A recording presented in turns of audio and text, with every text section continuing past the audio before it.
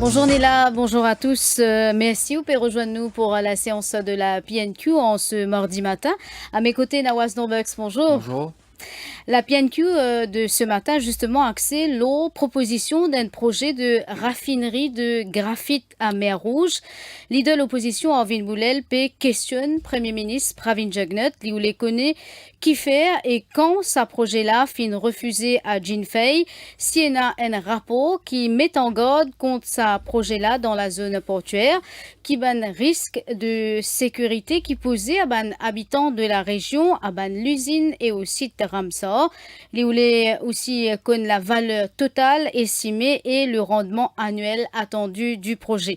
Alors, bien connaît Nawaz qui sa projet de raffinerie de graphite là, c'est une initiative de Nexus Materials qui est basée au Canada, qui peut envisage pour un port de graphite depuis Madagascar et pour raffinerie à Maurice, mais finalement une contestation de la part de ban ONG, notamment Mouvement Anti-Pollution et Plateforme Maurice Environnement, qui peut mettre en avant un risque pour l'environnement en raison de produits chimiques qui peuvent servir sous proximité avec l'estuaire de terre rouge et d'après eux par finena évaluation comment besoin de risque et par finena consultation avec habitant. Oui, Priscilla Ofinjali, donc c'est une société qui est basée à Toronto, au Canada, qui peut envie donc fournir ben matériaux pour batterie et que la technologie. Il fait une demande de permis IAE auprès du ministère de l'Environnement pour construire une usine graphite à Mer Rouge, donc dans le Port-Franc. C'est un projet pour installer et produire ce qu'on appelle, et là, mon possible un terme technique, Coated Spheronized Purified Graphite qui est destiné à une batterie qui servit dans un véhicule électrique. Alors, comment vous êtes capable d'imaginer tout ça et n'a une portée environnementale? Le leader de l'opposition, puis envie connaît, donc, est-ce que ça peut dégager produits toxiques dans l'atmosphère? Et d'après lui, c'est un projet qui vient faire en dehors de une zone résidentielle, au moins 30 km en dehors de la zone portuaire. Et habitants de Bédu-Tombeau également fin faire protestation, fin une représentation qui fin faire auprès du ministre de l'Environnement Kavi Ramano.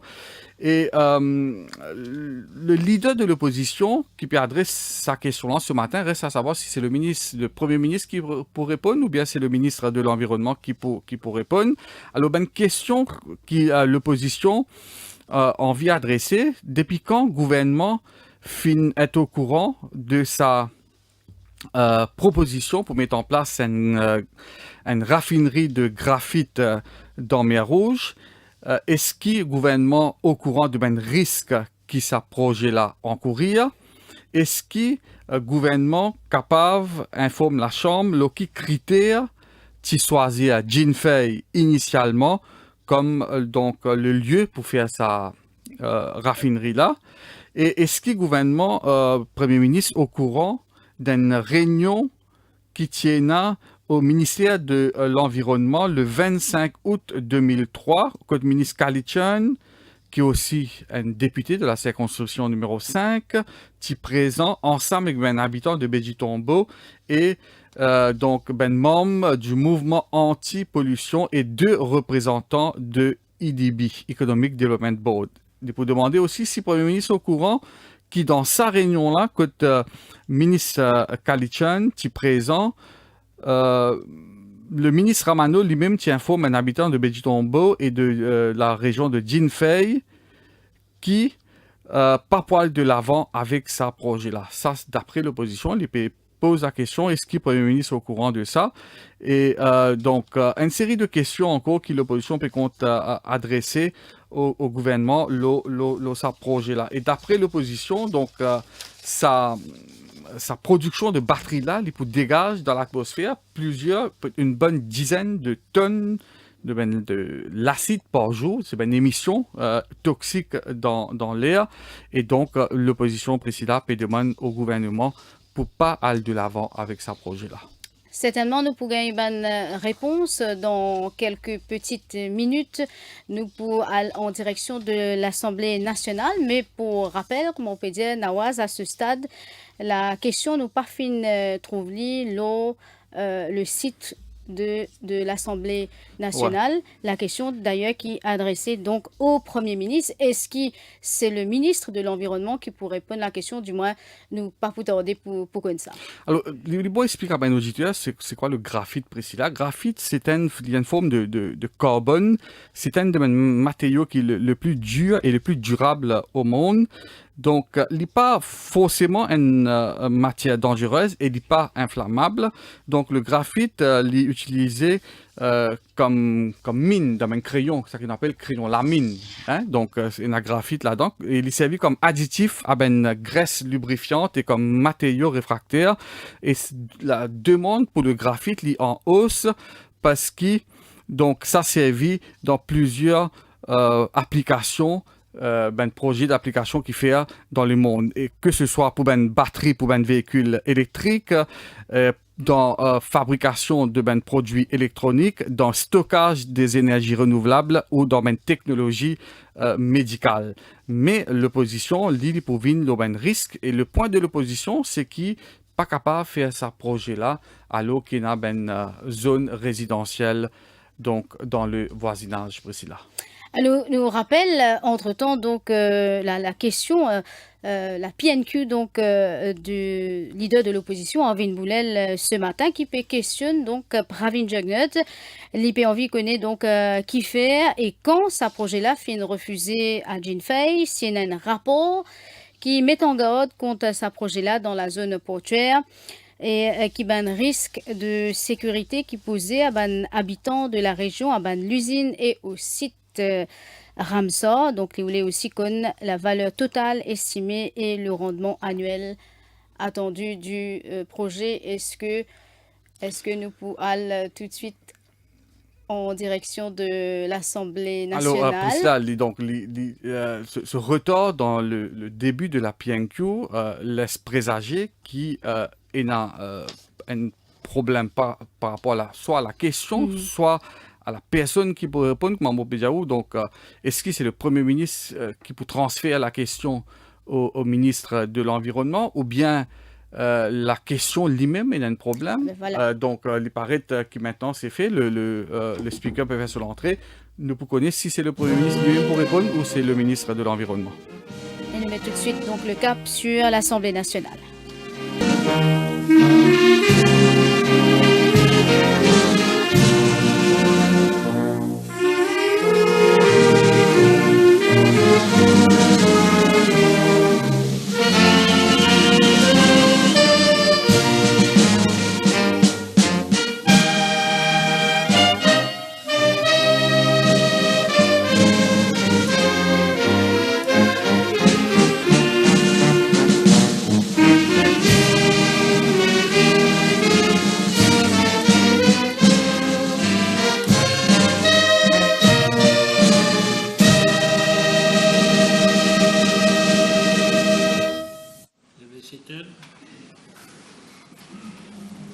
Announcements, obituary.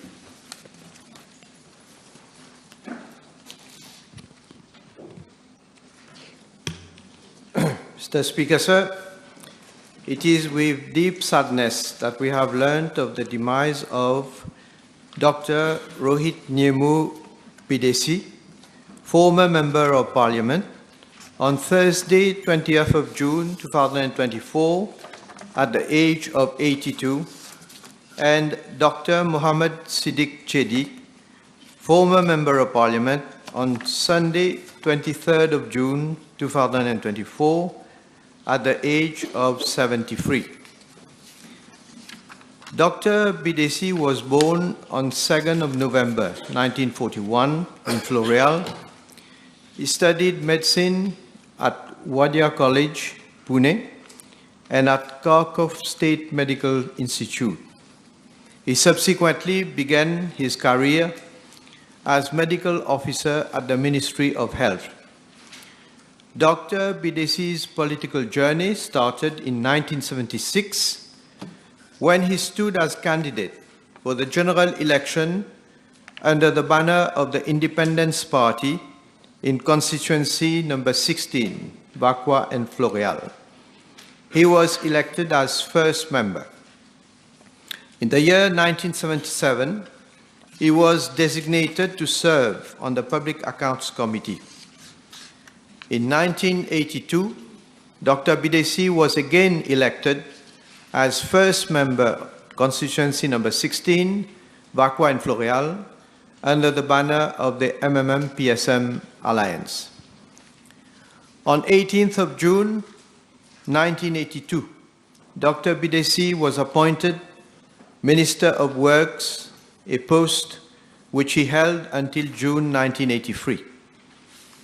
In August 1983, Dr. Bidesi contested the general election in the same constituency, Bakwa and Floreal, under the banner of the MSM Labour Party Alliance and was elected as third member. He was appointed Minister of Works in September 1983. He resigned as Minister in July 1986, but kept his seat as Member of Parliament until the dissolution of Parliament in July 1987.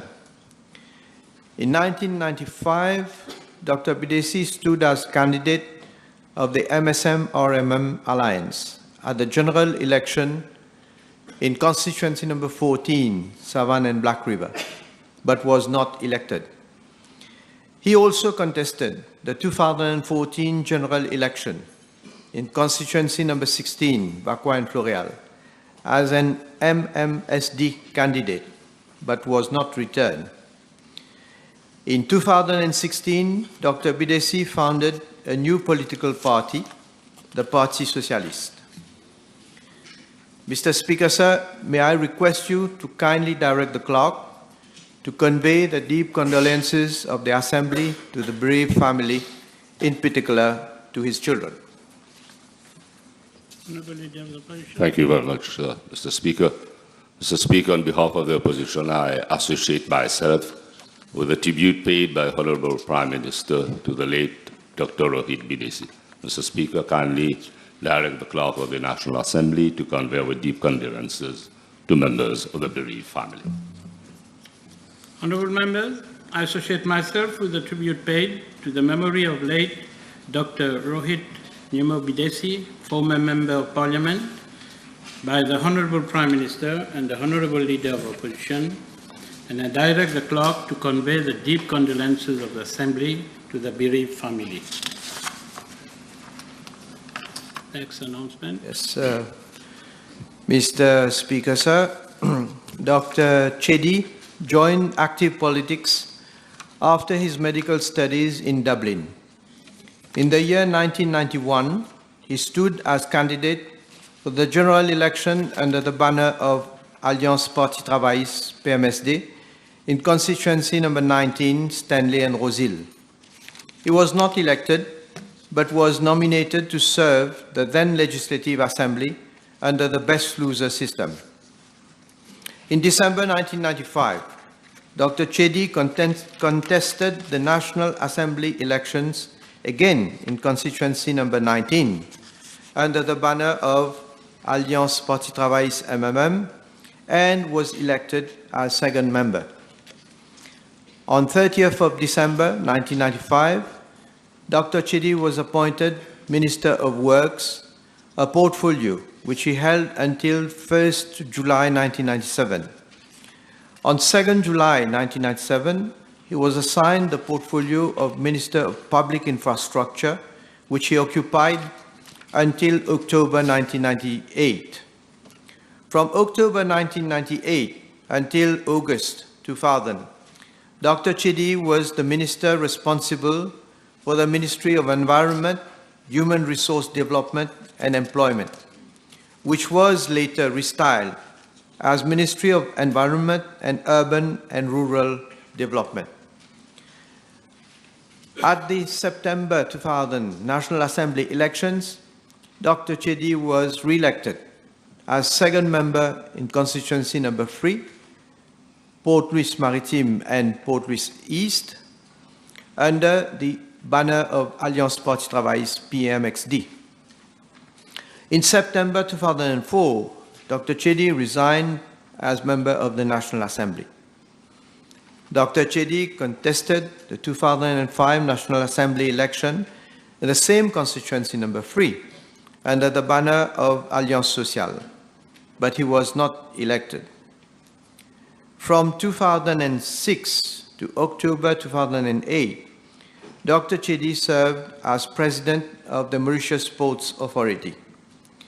In 2014, Dr. Chedi ran for the National Assembly elections in constituency number 2, Port Louis South and Port Louis Central, under the banner of Mouvement Travailliste Militant, but was not elected.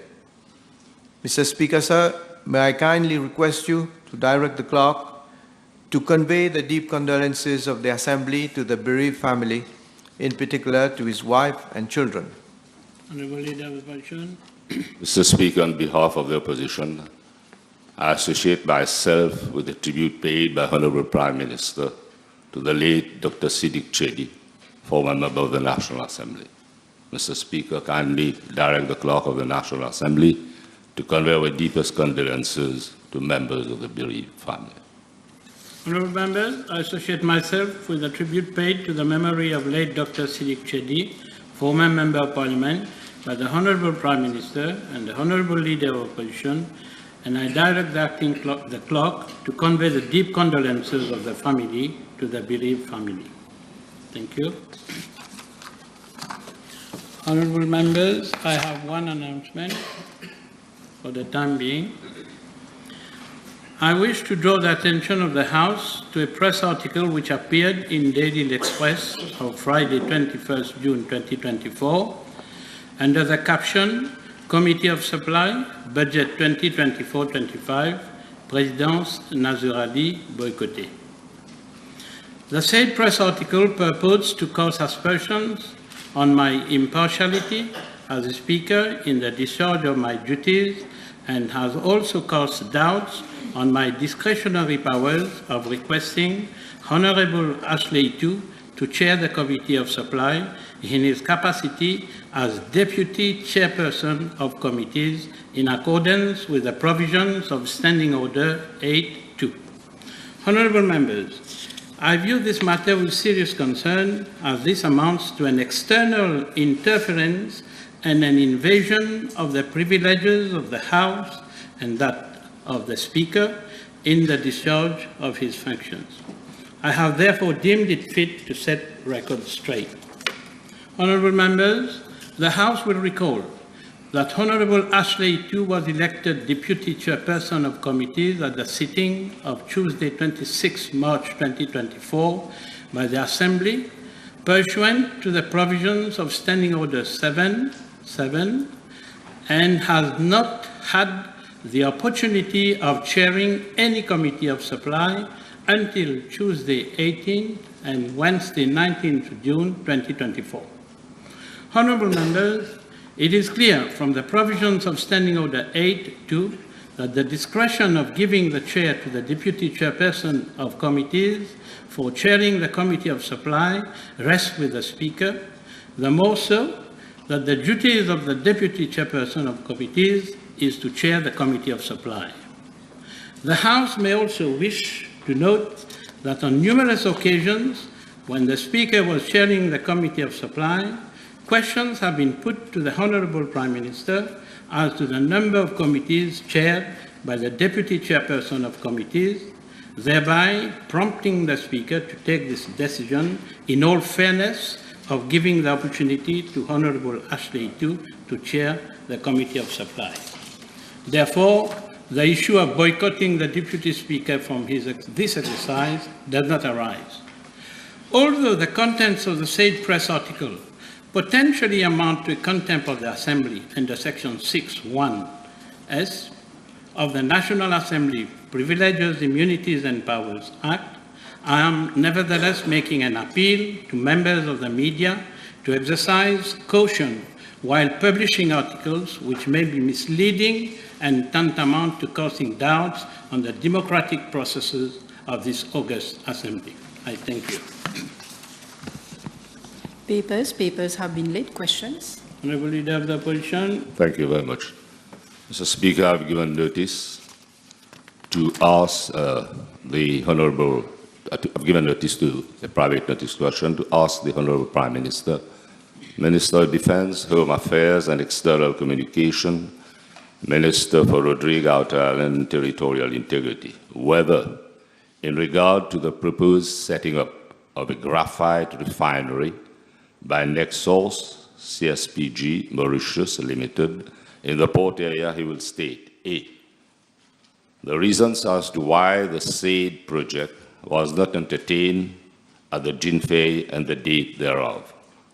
B, if there is any unfavorable report against the project in the port area. C, the security risks, if any, to the neighboring population, the factories, and the Ramsar site. And D, the total estimated cost of the project and expected annual return thereof. Mr. Speaker, sir, I am informed by the Economic Development Board that Nexos CSPG Mauritius Limited, a subsidiary of Nexos Materials Incorporation, is exploring the possibility of setting up a battery anode facility in an existing building of 14,000 meters square at Mauritius Freeport Development Zone 5, Mer Rouge.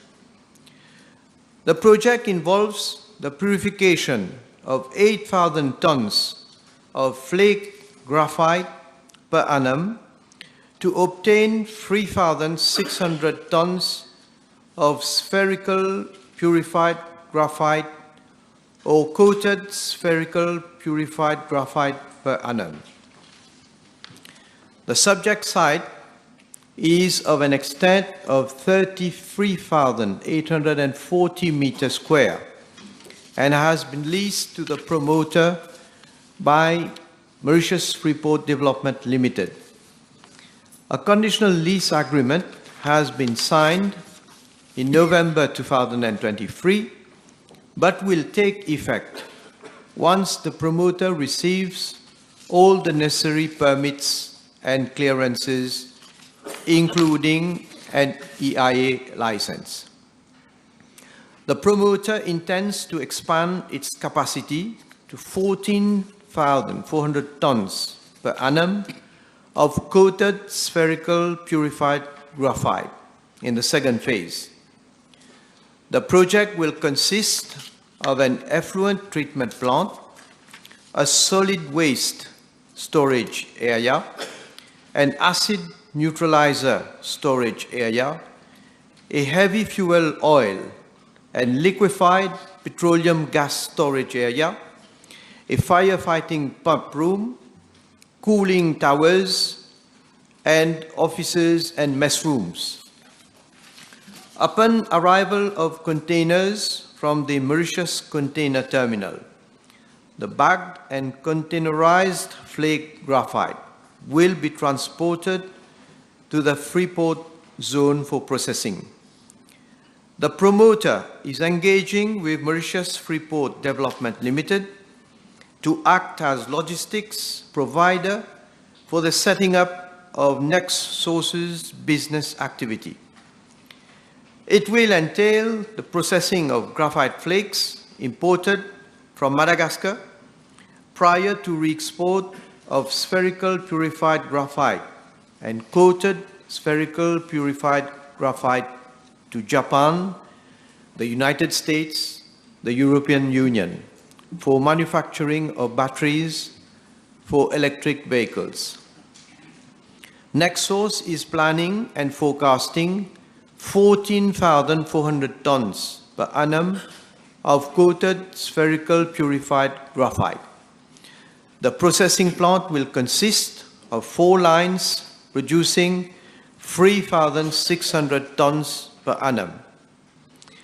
Initially, the promoter also apprised that annually, water usage will be up to 80,000 cubic meters and 21.4 million kilowatt-hour of power supply, respectively.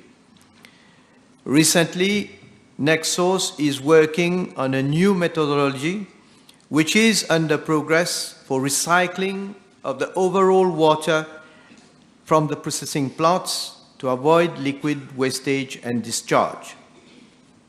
Mr. Speaker, sir, with regard to Part A of the question, I am informed that a project brief was submitted to the Economic Development Board on 20th December 2022, and initially, the location of the project was at Jinfei Industrial Site, but so far, no application for a Freeport certificate has been submitted by the promoter to the Economic Development Board.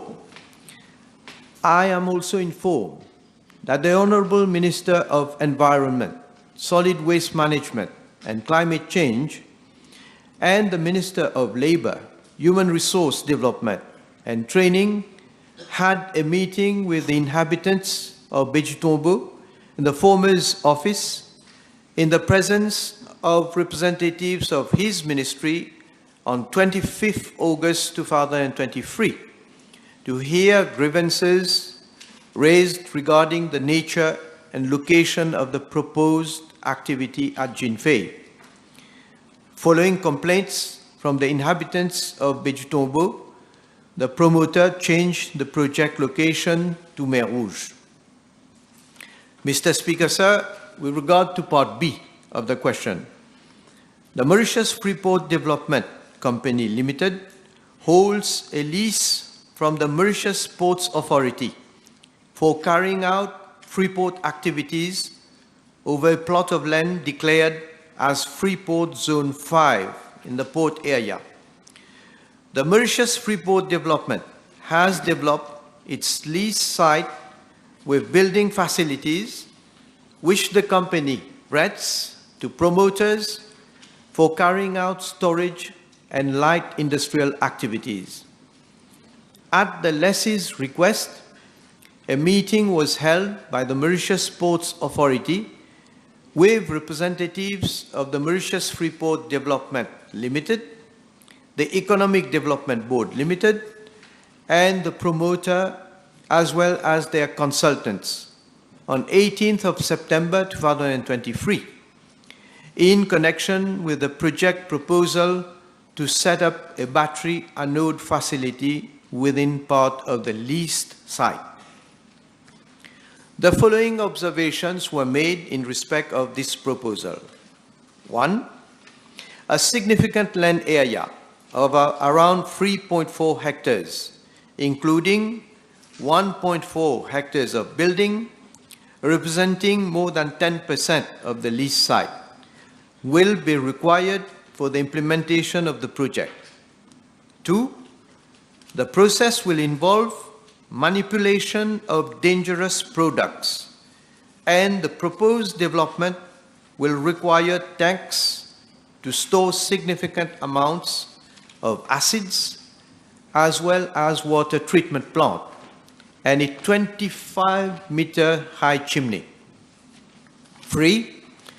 Less than 50% of the imported grain-size raw material, that is the graphite, will be processed into the final powdered product, indicating a high percentage of losses and significant source of dust emission.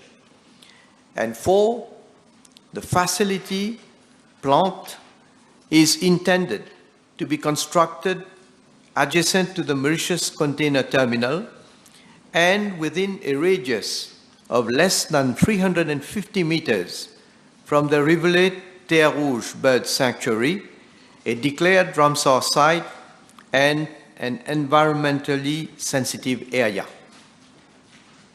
In view thereof, on 20th of March 2024, the Mauritius Ports Authority informed the Mauritius Freeport Development that the prevailing terms and conditions of MFD's lease is inadequate or inappropriate for allowing the implementation and monitoring of the proposed development of such magnitude and environment-sensitive nature. The need for separate industrial lease for the project was therefore warranted. Mr. Speaker, sir, I am informed that under Section 20 of the Environment Protection Act 2002, a public notice was issued by the Ministry of Environment, Solid Waste Management and Climate Change on 21st of March 2024 regarding an application for an EIA license submitted on 13th of March 2024 by NextSource CSPG Mauritius Limited for a proposed battery anode facility. The location of the proposed undertaking is at Mer Rouge. The closing date for public comments was 13th of April 2024. On 27th of March 2024, the Ministry of Environment, Solid Waste Management and Climate Change requested the Mauritius Ports Authority to submit its views for this proposed undertaking. The Mauritius Ports Authority informed the Ministry of Environment, Solid Waste Management and Climate Change on 24th of April 2024 that the siting of the proposed undertaking of such complex chemical and industrial project within the Freeport zone is not in line with the recommended land use plan of the area. Mr. Speaker, sir, with regard to Part C of the question, in view of the scope and scale of the project, of the proposed project, and the risks of environmental pollution, the generation of graphite dusts, and waste mud cake resulting from the neutralization, flocculation, and dislodging of the wastewater, the proposed project was declared as a scheduled undertaking requiring an EIA license under Section 17 of the Environment Protection Act on 22nd of January 2024. The EIA application from the promoter was received at the Ministry of Environment, Solid Waste Management and Climate Change on 13th of March 2024.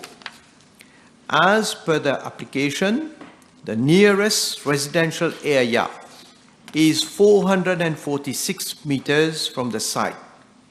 Moreover, the Rivulet Ter Rouge Estuary Bird Sanctuary, which is a Ramsar site, is located at around 344 meters.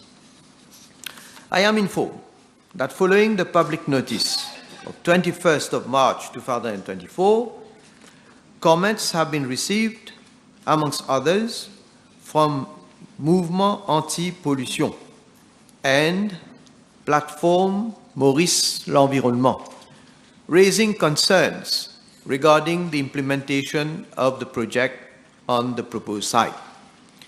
These comments have been forwarded to the promoters on 16th of April 2024 for their views, and same were received on 18th of June 2024.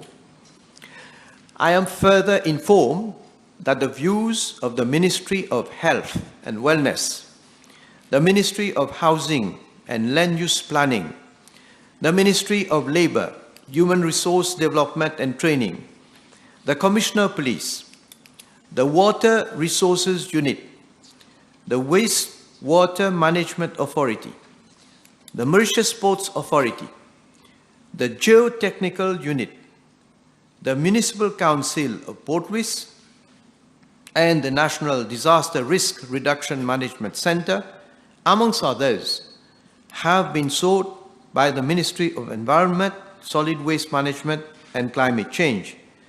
The promoter was requested to submit additional information on 30th of April 2024 and 31st of May 2024. The additional information has been received on 18th of June 2024. I am informed that the views of certain institutions are still awaited, namely from the Ministry of Labour, Human Resource Development and Training, the Commissioner of Police, the Dangerous Chemical Control Board, the Solid Waste Management Division, National Disaster Risk Reduction Management Center, National Environmental Laboratory, and Land Drainage Authority. Based on the additional information received from the promoter, the relevant authorities will be requested to send their final views and recommendations. Mr. Speaker, sir, I am informed that upon receipt of all views and recommendations from the authorities, a director review is drafted whereby the scale, scope, site of the project is described. Furthermore, all the possible environmental pollution that may occur are also clearly stipulated. The mitigating measures are emphasized. The director review also contains the proposed list of conditions that should be included in the EIA license in the eventuality that the project is positively recommended by the EIA committee. Mr. Speaker, sir, the application is still under process, as some authorities have still to provide their final views.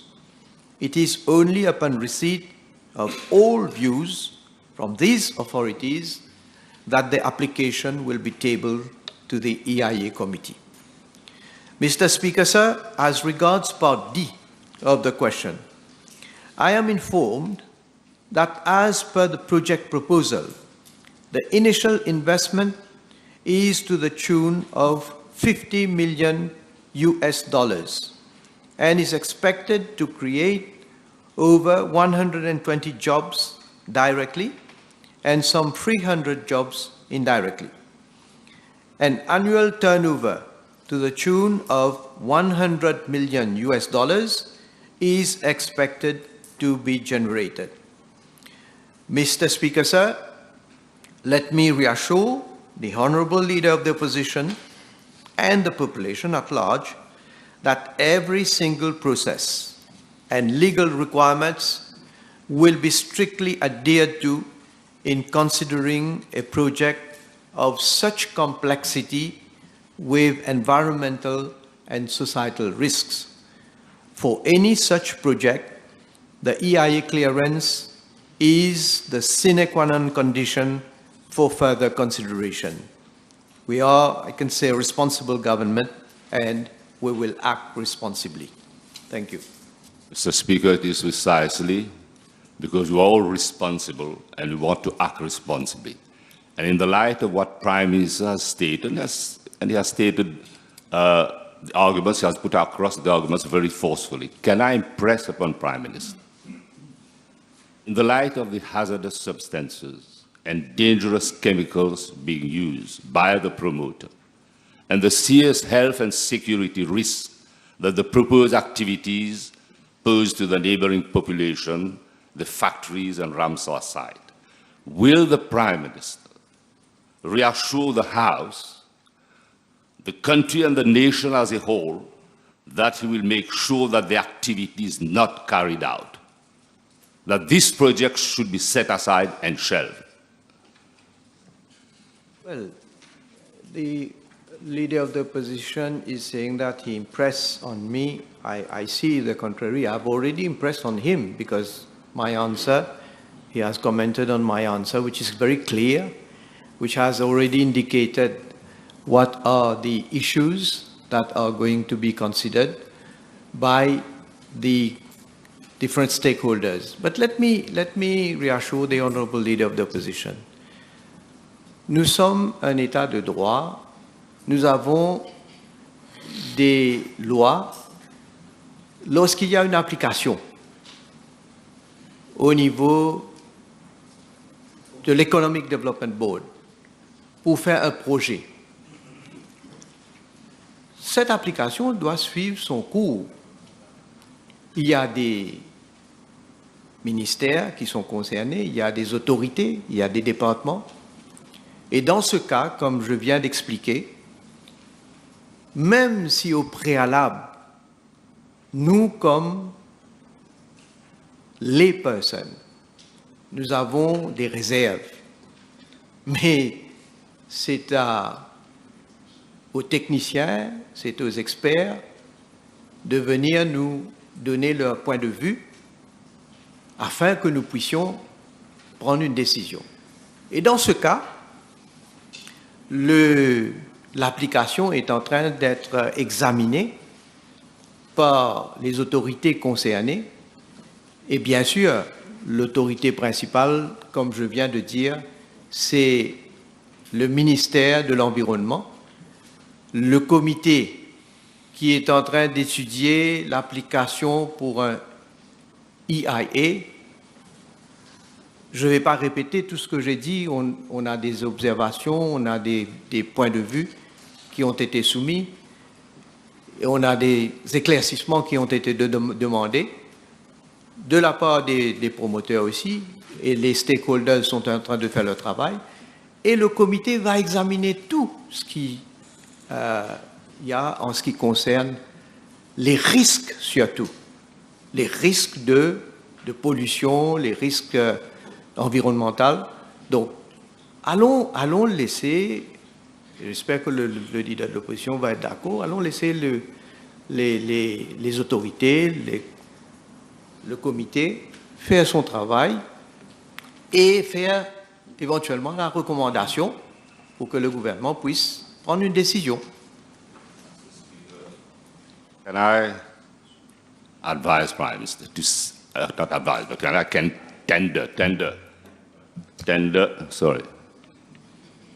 Can I ask Prime Minister, and you know it's coming from deep within because I've talked to all stakeholders, that there's no need for the committee to entertain this project. Is the Prime Minister aware that in countries like Sweden, such installation as the proposed graphite refinery, which are constructed as per rigorous standards, they are constructed in areas which are 30 kilometers away from any residence.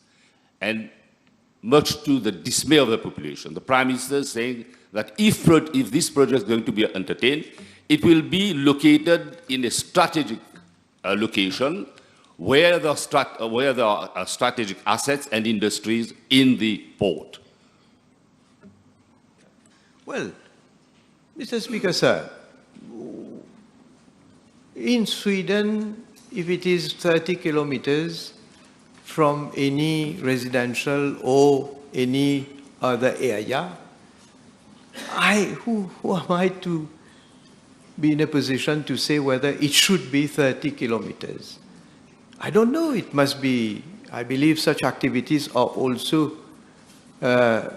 being done in other countries. But again, it is not neither for me nor for the leader of the opposition to say what are the conditions. If ever, I say if ever, this project is to be entertained and to be approved, what are the conditions that will be imposed? It's not for us to say so. It will be for the experts, for the technical people to say whether it is going to be how many meters, how many kilometers, whether it's going to be 30 kilometers. If that is going to be the case, let's say, for argument's sake, let's say if it is going to be, it has to be 30 kilometers, then c'est un monnaie. It stands to reason that how can you have such an activity when you will require to have such activities within 30 kilometers from any, let's say, either residential, commercial, or industrial area. So let us leave it to the technical people, the committee. Once they make their recommendation, then we can maybe debate over a recommendation and eventually a decision that will be taken by government. Let me reassure the Honourable Leader of the Opposition.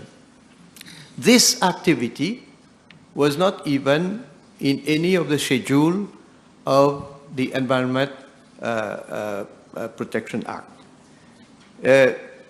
But, of course, the Honorable Minister of Environment has taken his responsibility, has assumed his responsibility, and he has requested that the applicant has to submit an application for an EIA. So the matter is being considered, and we'll leave the committee to do its work. Prime Minister, and since he stated that it is not in the schedule of the Ministry of the Environment, can I ask him, why is it that in June 2023, in the annex to the budget, government proposed to amend the law and include as a new Freeport activity the very substance of this project? That doesn't mean to say that an authorization is given. Mr. Speaker, sir, any proposed activity, either to be done in the Freeport area or in the port area, will have to go through series of clearances. One main clearance is from the environment point of view and EIA. And this is what is being done. So I hope you are not going to nous faire un procès d'intention when I have clearly given you all the information with regard to what is being done for this application. Again, let me reassure the Honourable Leader of the Opposition that all the, let's say, risk factors will be taken into consideration by the committee when they are going to make their recommendation. And I think I've already given a cue. If you want me to go further, I've already given a cue. In my reply, I have given the view, the preliminary view of the Mauritius Ports Authority. So, I don't know what the intention of government was, but can I remind Prime Minister that this was surreptitiously introduced in the finance bill, in the finance bill of 2023. The Section 57 and Section 34 of the Freeport Act was amended to make of the proposed project of Nexus a new free port activity. That's what was done. Now, can I ask Prime Minister to revisit his policies? Because the intention of government was clear, and it was inserted in the budget. So the intention is clear. Cannot Prime Minister state clearly that this government is not going to go ahead with this project? Otherwise, you're condemning yourself. Monsieur le Président, le leader de l'opposition ne comprend pas ce que je viens d'expliquer. When you asked your question, I did not interrupt or make any comment. I hope you will also be polite to allow me to reply to your question. Yes. So, je viens d'expliquer que nous avons une procédure. Quand il y a une application, une demande pour une activité économique, au niveau de l'Economic Development Board. So we have to treat, and especially they are foreign investors, so we have to treat them in the same manner that we treat everybody. When their application is being considered, that doesn't mean to say that it is being approved. I hope I can make this point clear to the Honourable Leader of the Opposition. An application is being considered, all stakeholders will give their views. Once the views are taken into consideration and recommendation is being made, I want to be simple, try to make it simple, because I think it is difficult for the Leader of the Opposition to understand. Once the views are sent and the committee will look at all the views of the stakeholders, the committee will make a recommendation to the Honourable Minister of Environment. And the Honorable Minister of Environment has no obligation also to go according to the recommendation. It will be looked at his level, at the level of government, and a decision, of course, will have to be taken. I hope I can't be clearer than that. Time over. Thank you very much.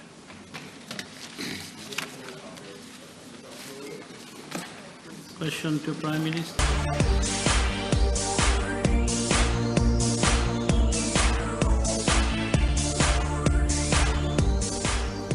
Et voilà donc pour cette PNQ d'Orvin Boulel. PNQ axé l'eau proposition d'un projet de raffinerie de graphite à Mer Rouge. Leader de l'opposition qui fin questionne Pravin Jugnut, les fin nous les connaît, qui fait et quand ce projet-là fin refusé à Jinfei, s'il y a un rapport défavorable qui met en garde contre ce projet-là dans la zone portuaire, qui ban risque de sécurité qui posait à ban habitants de la région, à ban l'usine et au site Ramsor. Alors Pravin Jugnut dit qu'il d'après ban l'information de IDB, Nexos fin explore possibilité pour construire une raffinerie de graphite à Jinfei. Novembre 2023, fin un contrat qui fin signé, mais qui prend effet quand toutes les conditions type réunies. Et Nexos propose pour importer graphite depuis Madagascar pour raffiner à Maurice et exporter dans les autres pays. Pravin Jugnut dit qu'il finit une complainte de la part de habitants de Baie du Tombeau. Et mars 2024, Nexos, cette fois-là, fin fait une demande de permis IAE à Mer Rouge et finit une ONG comme plateforme Maurice Environnement et un mouvement pollution qui exprime une préoccupation concernant un risque pour l'environnement.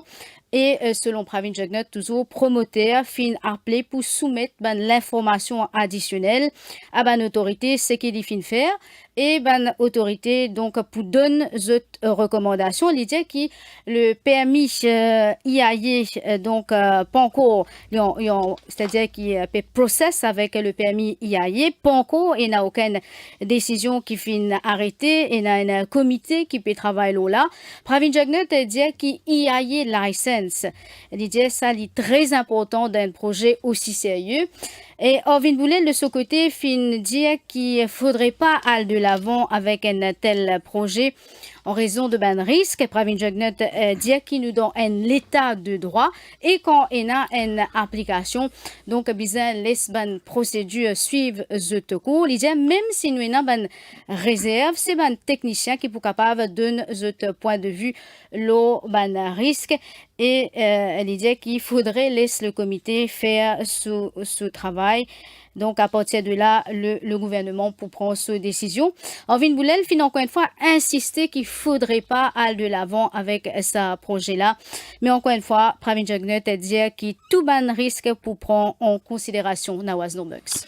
Priscilla, il y a une question très importante qui reste posée et j'attends que Orvin Boulel évoque ça. Si le projet est abandonné à Jinfei, risque qui est à Jinfei, mais est-ce qu'il y a le même risque pas posé à Mer Rouge?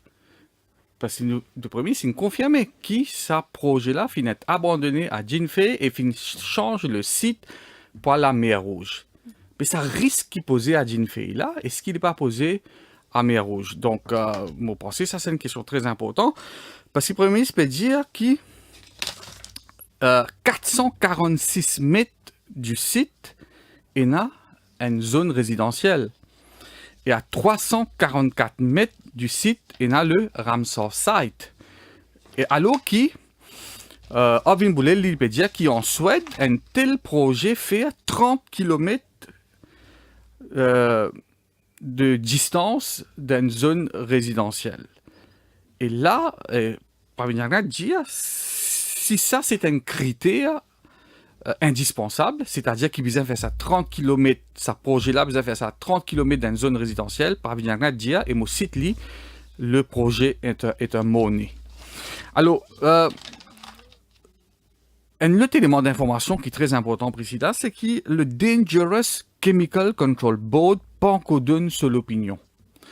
Et sur l'opinion, très important. Il y en a plusieurs, même les autres autorités, commissaires de police, etc., qui pas encore donné l'opinion, mais sa Dangerous Chemical Control Board, là, sur recommandation, il est très important. Et Pravin Jagnat dit que l'application est toujours under process et le IAE committee pas encore prend une décision. Décision du IAE, est important, c'est à partir de là qu'il peut passer à une prochaine étape, c'est à partir de là qu'il peut décider si on va de l'avant ou non. Donc le IAE committee pas encore donne cette décision. Arvin Boulel peut insister, il peut dire, il peut redonner un commitment avec le Premier ministre dans le Parlement qui pas poil de l'avant avec ce projet-là pour set aside le projet. Pravin Jagnat dit qui pour laisser ben techniciens et ben experts d'un autre point de vue. Alors, quand nous écoutons entre les lignes, le Premier ministre Pravin Jagnat, c'est mal parti pour le projet. Il paraît que c'est mal parti, mais Pravin Jagnat a insisté qu'il attend l'opinion de ben experts et ben techniciens. Et si je donne une recommandation défavorable, eh bien, it will be next time for next source. Alors, sinon, peut-être Nawaz, juste avant la PNQ, finit un hommage qui finit rendu également, donc finit rendu au docteur Siddik Chedi qui finit décédé cette semaine, et aussi donc au docteur Rohit Bidesi, donc Siddik Chedi d'ailleurs qui nous finit. Mais avant qu'il nous aille le ben hommage, Priscilla, il y a un autre point concernant sa PNQ là, vous pensez, Arvin Boulel finit souligner ça. L'idée, qui fait dans annexe Bidesi en juin 2023 et dans Finance Bill qui fait qui inclure sa activité là, pour ne pas dire ce projet. Alors c'était quoi l'intention du gouvernement depuis l'année dernière quand il incluait ça dans annexe dans Finance Bill? Pravin Jagnat rétorquait, il dit qui ça veut dire qu'il peut aller de l'avant avec ce projet là, mais mon pensée il est important de souligner ce point de Arvin Boulel, c'est un point pertinent quand il dit qu'il fait ça qui figure dans annexe budget. Et pour venir hommage, oui, Rohit Bidesi, donc élément du PSM, qui après pour venir MSM en 1983, c'est une personnalité, oui, qui marque l'histoire politique, les différents partie de l'équipe qui remporte le premier fameux 60-0 de l'histoire, 1982. Bon, moi, personnellement, je n'ai pas suivi ce parcours. À ce moment-là, je ne suis pas journaliste, mais c'est un nom qui reste, qui reste connu dans l'histoire politique. Siddik Chedi, oui, hier, fini dans ce funérailles. Beaucoup d'émotions dans sa funéraille, là, quand je suis présent.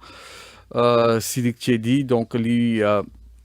parmi les droits politiciens que moi je connais qui viennent faire la prison et maintenant je pense qu'il reste à savoir quelle image qu'il est pour laisser dans la mémoire collective au sein de la population. Hier dans funérailles, Nef du monde dit synchro sa dernière interview qu'il y a à la Radio Plus là. Je pense, à mon avis, il y a beaucoup de sympathie après cette interview. Mais maintenant, chacun a son opinion sur le personnage de Siddik Chedi. Que leur âme repose en paix, que ce soit pour Siddik Chedi ou pour Rohit Bidesi. Et nous trouvons, Priscilla, donc régulièrement, beaucoup d'anciens parlementaires, qui quittent ça, les mondes là, puis aller. Et ça rappelle nous, on dit ça dans une déclaration hier, nul n'est éternel et surtout les politiciens doivent le réaliser. En tout cas, nous présentons nos condoléances aux familles concernées. Merci beaucoup, Nawaz Nombux, pour ce compte-rendu. Alors, vous pouvez capable suivre la séance de la PMQT, nos pages Facebook défimedia.info et à suivre également de larges extraits de la PNQ dans nos journaux de 13h qui sont présentés par Douchila Mansingh. À bientôt.